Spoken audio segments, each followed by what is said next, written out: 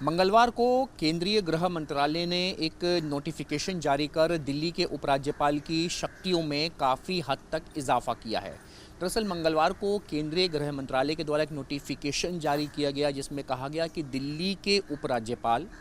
VK Saxena की शक्तियां बढ़ा दी गई हैं और उसके तहत उन्हें ये अधिकार दिया गया है कि दिल्ली के उपराज्यपाल किसी भी बोर्ड, किसी भी आयोग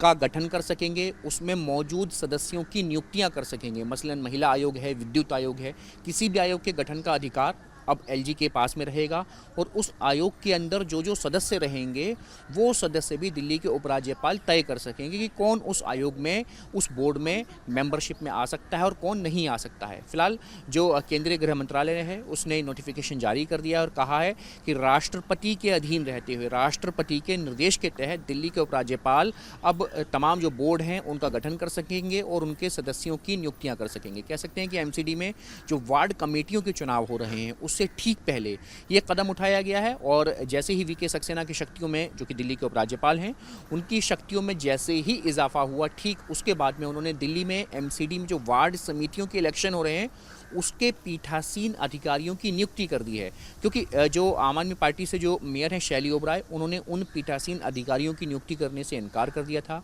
उपराज्यपाल ने फौरन पद संभालने के बाद में पीठासीन अधिकारियों की नियुक्ति की है और यानी कि कह सकते हैं कि दिल्ली सरकार बनाम उपराज्यपाल का जो एक कोल्ड वॉर था, जो एक मसला था, जो निरंतर चला आ रहा था, जो कि एक डिबेट का विषय है, जो कि एक डिस्कोर्स का विषय है कि किसकी शक्तियाँ किसके पास में है, कौन किस शक्ति का उपयोग कर सकता है, दोनों ही पक्ष एक दूसरे पर अक्सर आरोप लगाते रहे हैं। और अब इस तरीके से केंद्रीय गृह मंत्रालय के नोटिफिकेशन जारी होने के बाद दिल्ली के उपराज्यपाल की शक्तियों में एकाएक इजाफा होने के बाद में